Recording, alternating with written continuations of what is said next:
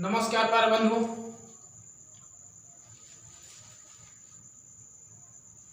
तो आप लोग कैसे हैं? उम्मीद होगी आप स्वस्थ और अच्छे होंगे। आप अपनी पढ़ाई को सुव्यवस्थित ढंग से कर रहे होंगे। तो प्यारे बंधुओं, हम लोग का जो टॉपिक चल रहा था वो क्या चल रहा था? अव्यूह। अव्यूह किसे कहते हैं? अव्यूह किसे कहते हैं हम लोग पता कर लिए थे, जान लिए थे। फिर बात किए थे किसी भी अव्यूह को का जो निरूपण होता है वो कैसे निरूपित करते हैं। तो अव्यूह का निरूपण एक कोष्टक के अंदर, जिसे आयताकार सारणी जिसे कहते हैं, के अंतर्गत करते हैं। अव्यूह को हम लोग कैपिटल लेटर्स में प्रदर्शित करते थे। अव्यूह के अवयव को स्मॉल लेटर में प्रदर्शित करते थे। दोस्तों, किसी भी अव्यूह का क्रम निकालने के लिए हम लोग पंक्तियों की संख्या गुणे पंक्तियों की संख्या क्रॉस स्तंभों की संख्या क्रम निकल जाता था। किसी भी अव्यूह में कितने अवयव हैं, अवयवों की संख्या कैसे निकाला जाता था? तो हम लोग कैसे निकालते थे? पंक्तियों की संख्या गुणे स्तंभों की संख्या का गुणा कर देते तो उस अव्यूह में टोटल अवयवों की संख्या निकल जाती थी। फिर हम लोग बात किए थे अव्यूह के प्रकार। तो उसमें हम लोग 3 प्रकार बात कर चुके थे। एक कौन सा था? तो पहला प्रकार था दोस्तों आपका ऊर्ध्वाधर अव्यूह। ऊर्ध्वाधर अव्यूह किसे कहते हैं? जिसमें पंक्तियों की संख्या जो स्तंभों की संख्या से क्या हो दोस्तों? अधिक हो। जिसमें पंक्तियों की संख्या स्तंभों की संख्या से अधिक हो, ऊर्ध्वाधर अव्यूह क्या लाता था, है ना। और क्षैतिज अव्यूह, पंक्तियों की संख्या कम हो जाए स्तंभों की संख्या, तो क्षैतिज अव्यूह। फिर बात किए थे हम लोग वर्ग अव्यूह। वर्ग अव्यूह हमारे सबसे मोस्ट है, क्योंकि ज्यादातर सवाल न्यूमेरिकल अव्यूह का जोड़, अव्यूह घटाना, अव्यूह का गुणा, ये सब हम लोग वर्ग अव्यूह में ही पढ़ेंगे। तो इसलिए वर्ग अव्यूह अपने आप में कुछ खास हो जाता है। ठीक, तो वर्ग अव्यूह किसे कहते हैं? ऐसा अव्यूह जिसमें पंक्तियों की संख्या स्तंभों की संख्या आपस में बराबर हो, वर्ग अव्यूह कहलाता है। तो इतनी बातें हो चुकी थी। तो आज उसी श्रृंखला को आगे बढ़ाते हैं और नेक्स्ट प्रकार जो चौथा होगा पंक्ति अव्यूह या पंक्ति सदिश। पंक्ति अव्यूह या पंक्ति सदिश। तो पंक्ति अव्यूह क्या है? जिस अव्यूह में केवल एक पंक्ति होती है। जिस अव्यूह में केवल एक पंक्ति होती है, जिस अव्यूह में केवल एक पंक्ति होती है, ध्यान से देखिएगा, केवल एक पंक्ति होती है। जिस अव्यूह में केवल एक पंक्ति होती है उसे पंक्ति अव्यूह या पंक्ति सदिश कहते हैं। जैसे प्यारे दोस्तों,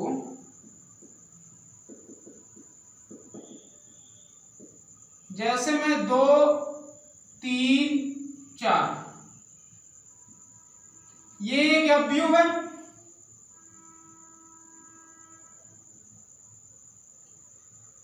किस क्रम का है? इसके क्रम की बात किया जाए तो मैंने कहा था पंक्तियों की संख्या, पंक्ति कितने? 1 गुणे स्तंभों की संख्या 1 स्तंभ, 2 स्तंभ, 3। ठीक, अगर आपसे पंक्ति पूछा जाए, जिसे रो कहते हैं, कॉलम, पंक्ति जो क्षैतिज होता है, तो ये अगर मैं कहूं कि मैं कैसे नोट डाउन किया हूं, तो पंक्ति में ये कैसे हो गया? पंक्ति। अगर मैं ऐसे लिखता तो क्या लिख देता? स्तंभ में। तो जो ऐसे होती है उसे पंक्ति कहते हैं, जो सीधी लाइनिंग होती है उसे ऊर्ध्वाधर कहते हैं, यानी स्तंभ कहते हैं दोस्तों। ठीक, और जैसे एक उदाहरण और ले रहा हूं मैं, A बराबर A11 A12 A13 A14। प्यारे दोस्तों, इसका क्रम क्या होगा? किस क्रम का है? पहली बात तो कैसा अव्यूह है? तो कैसा अव्यूह है? पंक्ति अव्यूह या पंक्ति सदिश कहते हैं। तो पंक्ति अव्यूह में केवल एक पंक्ति होगा तो उसे पंक्ति अव्यूह कहेंगे।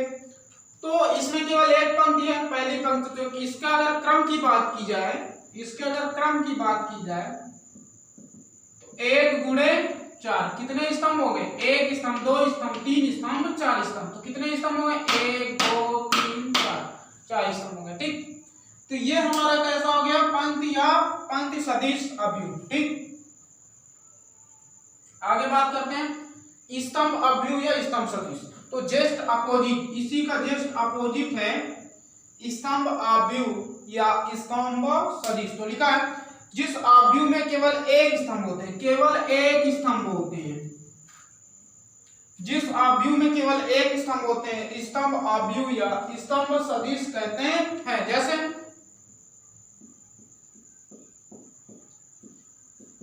जैसे प्यारे दोस्तों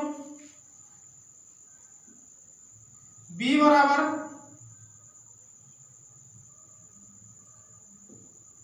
B11 B21 B31। तो इसमें अगर इसके क्रम की बात किया जाए तो किस क्रम में कितने पंक्ति? तो 1 पंक्ति, 2 पंक्ति, 3 पंक्ति, 3 पंक्ति गुणे कितने स्तंभ? तो 1 स्तंभ। तो इसमें एक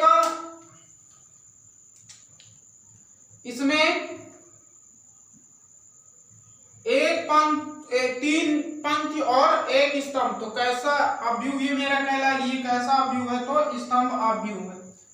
और देख लीजिए उदाहरण इसका, जैसे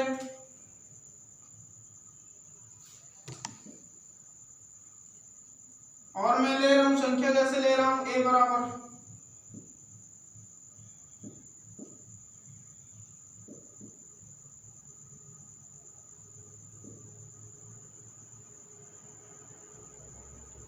प्यारे दोस्तों, तो ये कैसा अवयव मैंने लिख दिया? तो स्तंभ अवयव, केवल एक स्तंभ। और कितने पंक्ति होंगे इसमें? सभी कमेंट करके बताइए कितने पंक्ति हैं इसमें, कितने पंक्ति हैं? कमेंट बॉक्स में कमेंट करिए सभी लोग, सभी का आंसर आना चाहिए, सभी का। अगर आपको सेशन पसंद आ रहा है तो लाइक करना तो मत भूलिए दोस्तों। लाइक करने में यार क्यों कंजूसी करते हो? हाँ, सेशन पसंद आ रहा है तो फिर लाइक क्यों नहीं कर रहे आप लोग? अगर आप हमारे चैनल में नए हैं, नए स्टूडेंट हैं, तो हमारे चैनल को सब्सक्राइब करना मत भूलिएगा, जिससे आप तक नोटिफिकेशन पहुंचता रहे। चलिए बताइए। हाँ, सभी का रहा है, अनकेश, रंजीत, ब्रजेश, हाँ सभी का आंसर आ रहा है। ठीक ठीक ठीक, कितने पंक्ति? तो 4 पंक्ति। ठीक, तो इसका क्रम की बात किया जाए तो इसका क्रम कितना हो जाएगा? कितने पंक्ति? 1 2 3 4। कितने स्तंभ? तो 1। और देखिए मुख्य विकर्ण अवयव, ये थोड़ा सा मोस्टली हो जाता है। मुख्य विकर्ण अवयव, मुख्य विकर्ण अवयव, वर्ग अवयव, वर्ग अवयव ए आई जे। आई का मतलब पंक्ति को शो करेगा, जे का मतलब स्तंभ को। पंक्तियों की संख्या और स्तंभ के वह अवयव जिनके लिए शर्त दिया दो, तो जिनके लिए आई बराबर जे, आई बराबर जे है, विकर्ण अवयव कहलाते हैं। वो आई बराबर जे होगा तो कैसा अवयव कहलाएगा? विकर्ण अवयव कहलाते हैं। तथा इन अवयवों के अनुदिश, इन अवयवों के अनुदिश रेखा, ठीक, इन अवयवों के अनुदिश का मतलब उसी का अनुसरण करते हुए एक रेखा खींचेंगे, तो अनुदिश रेखा को मुख्य विकर्ण कहते हैं। जैसे उदाहरण ले लिया जाए,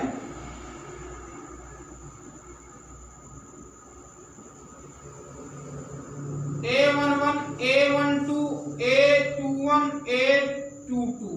तो प्यारे दोस्तों देखिएगा, मुख्य विकर्ण क्या होगा? ये आपका मुख्य विकर्ण होगा कि नहीं?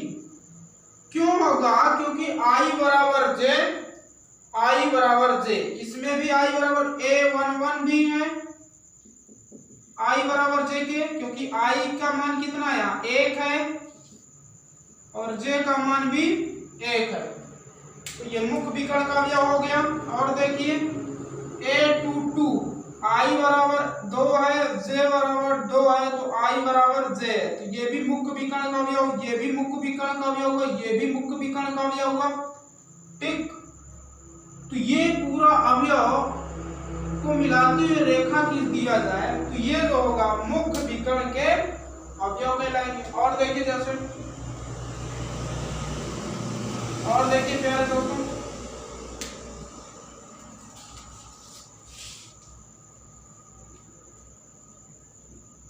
A11, A12, A13, A21, A22, A23, A31, A32, A33।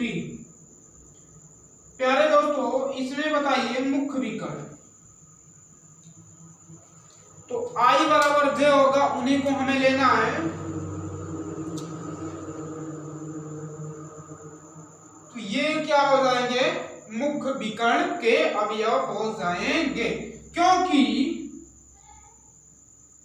इसमें I बराबर J वही लेना है जिसमें I बराबर J हो, यानी पंक्ति और स्तंभ, पहली पंक्ति पहला स्तंभ, दूसरी पंक्ति दूसरा स्तंभ, तीसरी पंक्ति तीसरा स्तंभ। ठीक, अब देखिए आगे क्या कह रहा है, शून्य या रिक्त अवयव। शून्य या रिक्त अवयव, तो ये तो आपको पता है कि ऐसा अवयव जिसका प्रत्येक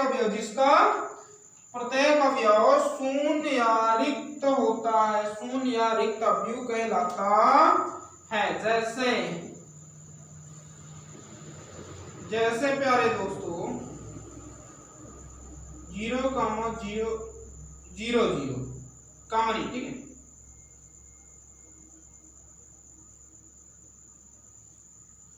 शून्य अवयव है। और देखिए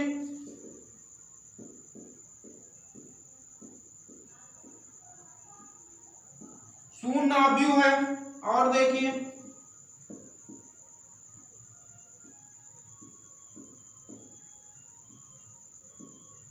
शून्य अवयव है।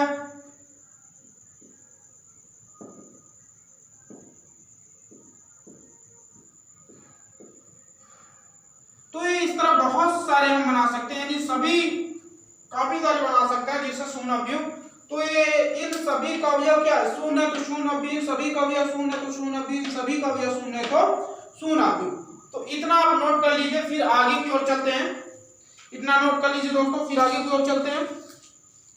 इतना नोट कर लीजिए, फिर आगे की ओर चलते हैं और अगले टाइप में आते हैं। देखिए दोस्तों, इसके आगे आता है हमारा अवयव का प्रकार, इकाई या तत्समक अवयव। ये थोड़ा सा मोस्टली पड़ जाता है, इससे सवाल बहुत ज्यादा आता है, इससे सवाल आपका बहुत ज्यादा आता है। जैसा कि यहां मैं लिखा हूं कि इकाई या तत्समक अवयव यूनिट मैट्रिक्स से कहा जाता है ना। एक ऐसा वर्ग अवयव, शर्त लगा दिया, किसमें फॉलो होगा, वर्ग अवयव, जिसमें पंक्तियों की संख्या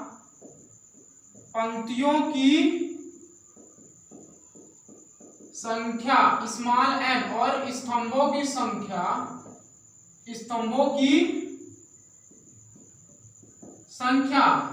स्मॉल m आपस में बराबर होते हैं, तो कौन सा अवयव कहलाता है, वर्ग अवयव कहलाता है। तो इकाई तत्समक अवयव किसमें फॉलो होगा, ओनली वर्ग अवयव में। तो लिखा ऐसा वर्ग अवयव जिसके मुख्य विकर्ण भी आपको बताया, मुख्य विकर्ण का प्रत्येक अवयव एक और शेष सभी अवयव शून्य होते हैं, इकाई या तत्समक अवयव कहलाते हैं। इसे कैपिटल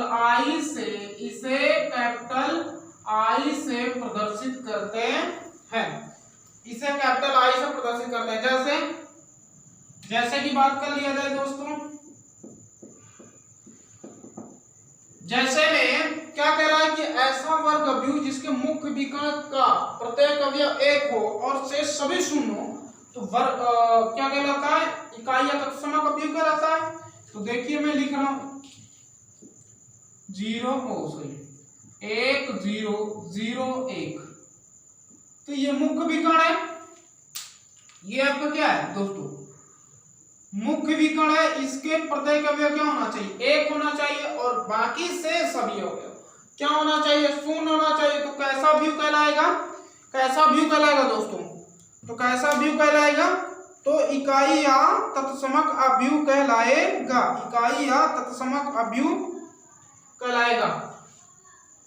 ठीक, नोट में आप थोड़ा सा लिख लीजिए, इकाई या तत्समक अव्यूह कहलाएगा। मैं यहाँ नोट में लिखा दे रहा हूं थोड़ा सा नोट। वर्ग अव्यूह,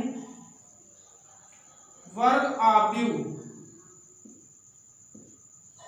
वर्ग अव्यूह, इसको थोड़ा सा वर्ग अव्यूह AIJ n cross n, n cross n का मतलब पंक्तियों की संख्या और स्तंभों की संख्या आपस में बराबर होगी। तो जहां दोस्तों m लिखेंगे आप, m किसका होता है, तो पंक्तियों की संख्या का, वहां आप क्या रख देंगे, m के स्थान पर n रख देंगे। ठीक, तो n क्रॉस n हो जाएगा, यानी पंक्तियों की संख्या और स्तंभों की संख्या आपस में बराबर। n क्रॉस n वर्ग अव्यूह, n क्रॉस n इकाई, इकाई अव्यूह, इकाई अव्यूह कहलाता है। ध्यान से देखिएगा, AIJ बराबर 1 जब, प्यारे दोस्तों कब 1 होगा, जब I बराबर क्या होगा, J होगा। 0 कब होगा, जब I does not equal to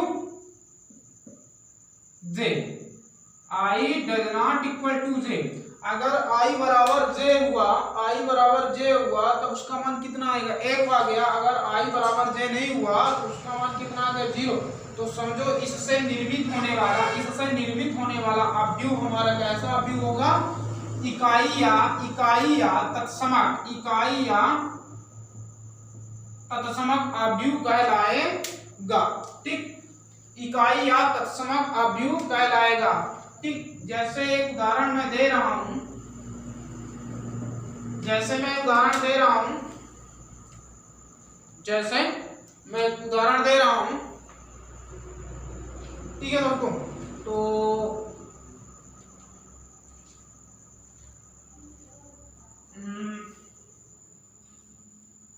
मैं यहां लिख दे रहा हूं, इस वाले पार्ट का उदाहरण मैं यहां लिख दे रहा हूं। ठीक है दोस्तों,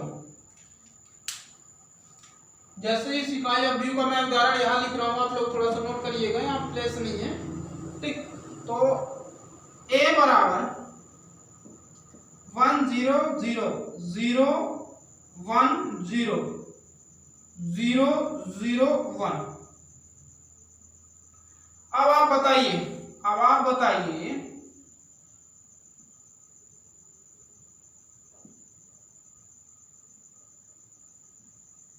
प्यारे दोस्तों, आप बताइए ये कैसा व्यू है, तो ये कैसा व्यू है, इसका मुख्य विकर्ण के अवयव कितना है, 1, बाकी सभी 0।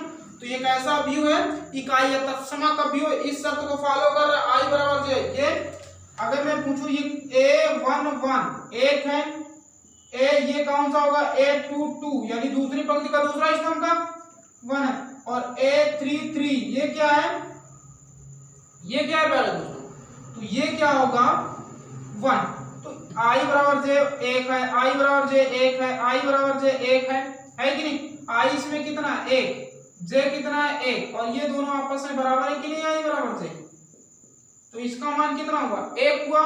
इसमें भी देखिए I बराबर J, I बराबर कितना है 2, J बराबर कितना है 2, I बराबर कितना है दोस्तों 3 है, और J बराबर कितना है 3 है। ठीक, और बाकी इसमें देखेंगे अगर A12 देखेंगे तो ये कितना है 0। क्यों 0 होगा, क्योंकि I बराबर तो 1 है, लेकिन J बराबर तो 2 है, और I does not equal to J, I does not equal to J। ठीक दोस्तों, I does not equal to J। अगर मैं कहूं इस इकाई या तत्समक अव्यूह को मैंने कहा किससे प्रदर्शित करते हैं, I से, तो I लिखिए किस क्रम का है, 3 क्रम का। तो यहाँ 3 लिख दीजिए। इस 3 का मतलब होगा कि 3 क्रम का, यानी 3 पंक्ति हुए और 3 स्तंभ हुए। अगर मैं यहीं I2 लिख देता हूँ प्यारे दोस्तों, तो क्या इसका मतलब 2 पंक्ति 2 स्तंभ का होगा, क्योंकि आपको पता है वर्गव्यूह में ये बनता है इकाई तत्व समग्रव्यूह। तो 1, 0, 0, 1। ठीक, तो ये आप उदाहरण इसका भी नोट कर लीजिए, इसी का, इसका उदाहरण नीचे दोस्तों, उसको भी नोट कर लीजिए। ठीक है, आगे आते हैं विकर्ण आव्यूह। विकर्ण आव्यूह क्या है? तो एक ऐसा वर्ग आव्यूह, ये भी किसमें फॉलो होगा दोस्तों, तो ये भी वर्ग आव्यूह में। तो लिखा है एक ऐसा वर्ग आव्यूह जिसका मुख्य विकर्ण के अवयवों के अतिरिक्त, मुख्य विकर्ण के अवयवों के अतिरिक्त शेष सभी अवयव शून्य होते हैं, विकर्ण आव्यूह कहलाते हैं। यानी अगर आपसे पूछा जाएगा विकर्ण आव्यूह क्या है, तो ऐसा वर्ग आव्यूह जिसके मुख्य विकर्ण के अतिरिक्त शेष सभी अवयव शून्य होते हैं। आप पुनः सुनिएगा, मैं बोल रहा हूं, ध्यान से सुनिएगा। अगर आपसे पूछेगा विकर्ण आव्यूह, तो लिखेंगे एक ऐसा वर्ग आव्यूह जिसके मुख्य विकर्ण के अतिरिक्त शेष सभी अवयव शून्य होते हैं, शेष सभी अवयव शून्य होते हैं। कौन सा आव्यूह कहलाता है? तो विकर्ण आव्यूह कहलाता है। इसका भी उदाहरण देख लीजिए प्यारे दोस्तों, देखिए जैसे में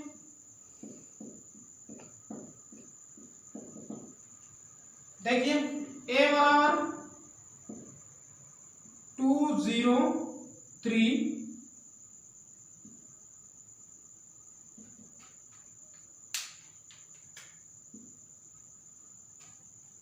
2, 0, 3, ओ सॉरी यहाँ शून्य होगा ना, 0, 1, 0, 0, 0, -2। तो प्यारे दोस्तों आप लोग देखिएगा, इसके मुख्य विकर्ण के अतिरिक्त, इसके मुख्य विकर्ण के अतिरिक्त शेष सभी अवयव क्या है? शून्य। तो फिर ये कैसा अवयव कहलाएगा? विकर्ण अवयव कहलाएगा। और इसे लिखा जाएगा, इसे लिखा जाएगा, एक सिंबल दिया जाता है प्यारे दोस्तों, इसे हम लोग कहेंगे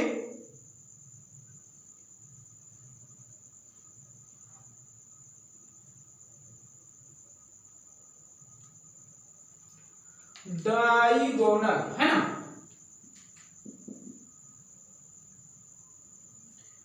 डायगोनल ऑफ ए 2, 1, -2, ऐसे भी लिख सकते हैं आप, डायगोनल ऑफ ए। ठीक, एक उदाहरण और ले लीजिए।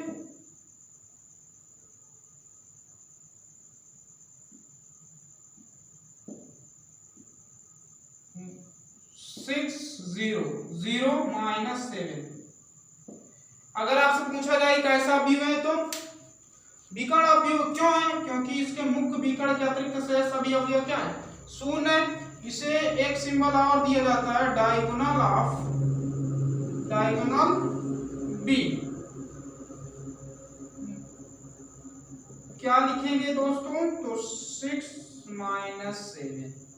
आप इसको ऐसे ही लिख सकते हैं, इस तरह लिखा रहेगा। तो क्या समझेंगे कैसा अवयव है? तो विकर्ण अवयव है। कैसा अवयव है? तो विकर्ण अवयव है। ठीक, कैसा अवयव है? तो विकर्ण अवयव है।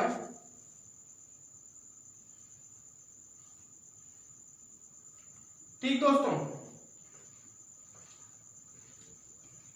अब देखिए मैं इसका भी एक शर्त लिख देता हूं, कब कब होगा तो ये, तो मैं ऊपर वाला साफ कर रहा हूं, आप नोट कर चुके होंगे प्यारे दोस्तों।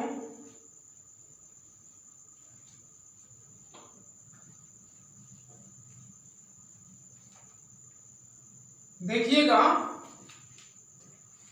एक वर्ग अवयव किसी का है, इसी का है, नोट में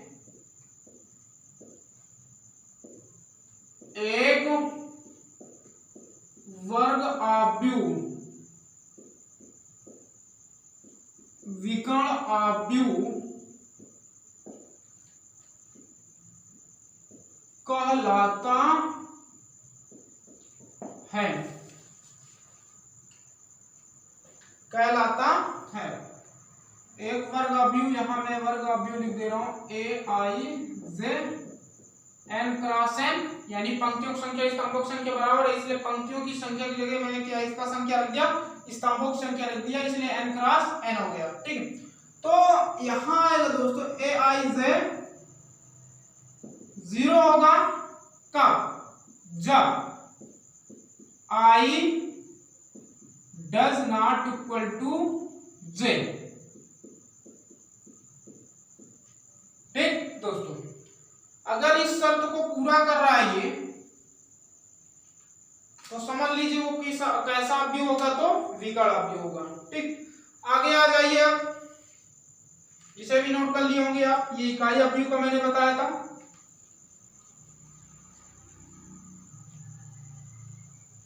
आगे देखिए दोस्तों, मैंने अगला टाइप में लिखा अदिश अवयव। इसमें क्या लिखा है कि ऐसा विकर्ण अवयव, ऐसा विकर्ण अवयव, अभी भी जस्ट पढ़े विकर्ण अवयव, क्या लिखा है कि ऐसा विकर्ण अवयव जिसके सभी विकर्ण अवयव समान होते हैं, जिसके सभी विकर्ण अवयव क्या होते हैं, समान होते हैं, अदिश अवयव कहलाते हैं। अदिश अवयव अगर पूछेगा तो ऐसा विकर्ण अवयव जिसके सभी विकर्ण अवयव समान होते हैं, सभी विकर्ण अवयव समान होते हैं, अदिश अवयव कहलाते हैं। यहां देखिए दोस्तों नोट में,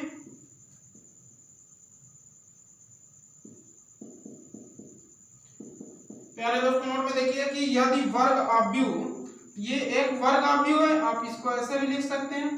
ठीक, A I J N cross N, N cross N क्यों हो गया, तो इसमें पंक्तियों की संख्या और स्तंभों की संख्या आपस में बराबर होती है वर्ग अवयव में, इसलिए m की जगह n लिख दिया। नहीं तो हम लोग अभी तक m क्रॉस n पढ़ते थे, लेकिन नहीं, यहाँ m के स्थान पर n रखेंगे तो n क्रॉस n। ठीक, को अदिश अवयव कहते हैं, कब कहेंगे, शर्त ए आई जे जो होगा दोस्तों, जब आई और जे आपस में बराबर नहीं हो तो उसका मान क्या होगा, शून्य होगा। जब आई और जे बराबर होगा तो उसके स्थान पर के आएगा, के का मतलब कांस्टेंट टर्म, इसे क्या बोला जाएगा दोस्तों, सी ओ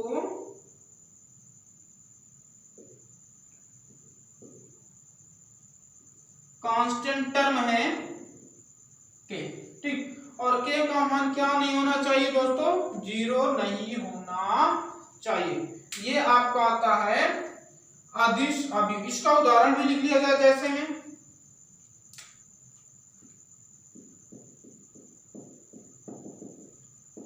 a इक्वल टू 2 0 0 2। एक और लिया जाए, किस क्रम का, 2 क्रॉस 2 का प्यारा दोस्तों, देखिए n इंटू n, 2 इंटू 2 है कि नहीं। आगे देखिए b,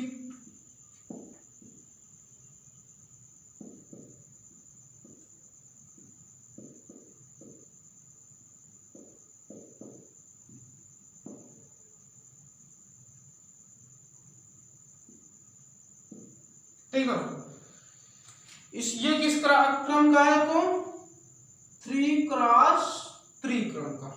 ठीक, क्यों 3 क्रॉस 3 क्रम का है, क्योंकि इसमें कितने स्तंभ है, 1 2 3, 3 स्तंभ, 1 2 3 पंक्ति, वर्ग अवयव है। ठीक, तो ये किसका उदाहरण हो गया, आपका अदिश अवयव का हो गया। ठीक, तो प्यारे दोस्तों इसको नोट करिए, फिर आगे क्यों चलते हैं।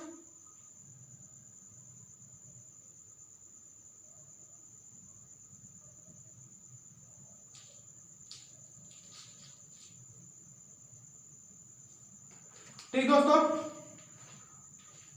इसको नोट कर लीजिए, फिर आगे की ओर चलते हैं।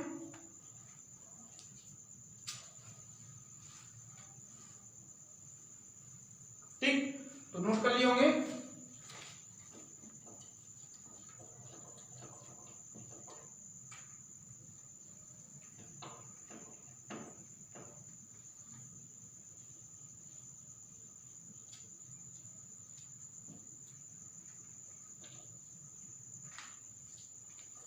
देखिए दोस्तों, अभी तक हम लोग अवयव के लगभग जो भी 6, 9 टाइप पढ़ चुके हैं, 9 टाइप जो भी है, ठीक। तो हम लोग कैसा पहले पढ़े तो ऊर्ध्वाधर अवयव, ऊर्ध्वाधर अवयव में फिर पढ़े क्षैतिज अवयव, फिर पढ़े वर्ग अवयव। तो वर्ग अवयव आपके लिए कुछ खास हो जाता है, ठीक। वर्ग अवयव में डिफिनीशन एक बार रिपीट कर देता हूं, आप मेरे साथ साथ उच्चारण करिए, आप जहां बैठे वहीं से उच्चारण करिए, आपको लगना चाहिए कि हम क्लास में बैठ के पढ़ रहे हैं दोस्तों।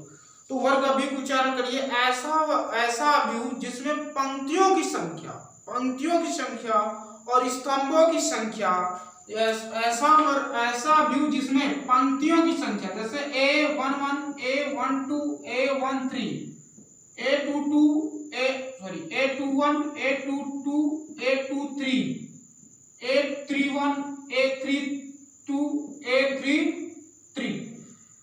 तो पंक्तियों की संख्या और स्तंभों की संख्या, प्यारे दोस्तों इसमें कितने स्तंभ, 1 स्तंभ, 2 स्तंभ, 3 स्तंभ। कितने स्तंभ हो गए, 3 स्तंभ। कितने पंक्ति, तो 1 पंक्ति, 2 पंक्ति, 3 पंक्ति, यानी C1, C2, C3। इसे क्या बोला जाता है, कॉलम बोला जाता है। इसे क्या बोला जाता है, रो बोला जाता है। इसे क्या बोला जाता है प्यारे दोस्तों, रो बोला जाता है। रो मीन्स पंक्ति। तो 3 पंक्तियां 1, 2, 3 और 3 स्तंभ 1, 2, 3। तो पंक्तियों की संख्या अगर स्तंभों की संख्या से आपस में बराबर हो जाती है तो उसे कैसा अवयव कहेंगे प्यारे दोस्तों, तो उसे हम लोग वर्ग अवयव कहते हैं। फिर इसके बाद हम लोग बात किए थे विकर्ण अवयव। विकर्ण अवयव का मतलब क्या होता है, तो विकर्ण अवयव हमने पढ़ाया आपको भी कि ऐसा अवयव जिसके, ऐसा वर्ग अवयव जिसके मुख्य विकर्ण के अतिरिक्त शेष सभी अवयव क्या हो जाए, मुख्य विकर्ण के अतिरिक्त शेष सभी अवयव क्या हो जाए दोस्तों, शून्य हो जाए, तो उसे क्या कहा जाता है, विकर्ण अवयव कहा जाता है। लेकिन इससे बढ़िया, इससे जो आपका मोस्टली है दोस्तों इकाई अवयव। इकाई अवयव में आपको थोड़ा सा ध्यान रखना है। इकाई अवयव किसे कहते हैं, तो आपको बताना है कि ऐसा वर्ग अवयव जिसमें मुख्य विकर्ण के अतिरिक्त शेष अवयव शून्य और मुख्य विकर्ण के अवयव कितना होना चाहिए, 1 होना चाहिए। उदाहरण जैसे अभी मैंने आपको बताया 1 0 0 0 1 0 0 1 0 1, तो ये आपका कैसा अवयव हो गया, इकाई अवयव। और इकाई अवयव को किससे प्रदर्शित करते हैं, आई से। किस क्रम का, 3, तो 3, ठीक। मैंने क्या बताया कि ऐसा वर्ग अवयव जिसके मुख्य विकर्ण के अतिरिक्त शेष अवयव शून्य तथा मुख्य विकर्ण के अवयव कितना होना चाहिए, 1 होना चाहिए। मैंने आपको शर्त बताई थी, किसी अवयव का ये क्या है, ये एक Aij n क्रॉस n, ये एक अवयव है। इसका जो अवयव बनेगा दोस्तों किससे बनेगा, अगर 1 होगा, जब कब होगा दोस्तों, प्यारे दोस्तों जब i बराबर जो 0 होगा, जब कब होगा, जब i does not equal to 0, i does not equal to 0। अगर i बराबर 0 होगा तो उस अवयव का जो मान होगा, उस अवयव जो निर्मित होगा उसका कितना होगा, 1 होगा मान। अगर i बराबर j नहीं तो उसका अवयव का मान कितना होगा, यानी अवयव के अवयव का मान कितना होगा दोस्तों, 0 होगा, ठीक। तो उम्मीद करता हूं आज का सेशन आपको पसंद आया होगा। अगर पसंद आया दोस्तों तो लाइक तो यार जरूर बनता है, लाइक करिए, सबसे लाइक करिए दोस्तों। आप अगर सेशन आपको पसंद आया तो लाइक तो जरूर बनता है ना। तो आज हमारा टॉपिक कितने पर एंड होता है, क्योंकि समय का जो घड़ी का समय वो टिक टिक करके आवाज दे रहा है, ठीक है दोस्तों। तो आज का समय इतना होता है। आपको जितने मैंने अवयव का टाइप पढ़ाया आप उसे जरूर एक बार लिखेंगे तो है ही नोट्स में, 1-2 बार उसको पढ़ लीजिएगा दोस्तों, जिससे आने वाली नेक्स्ट क्लास में हम सब आव्यूह का अनुप्रयोग पर स्टार्ट कर देंगे। फिर कुछ एक दो टाइप और बचे हैं, फिर मैं आपको आव्यूह का जोड़, आव्यूह का घटाना और आव्यूह के गुणा, 3 टाइप होंगे और तीनों ये किस पर आधारित है, वर्ग आव्यूह पर आधारित है। तो आज इतना ही, सभी को एक बार प्यारे सभी भाई बंधुओं को राधे राधे, जय श्री कृष्ण।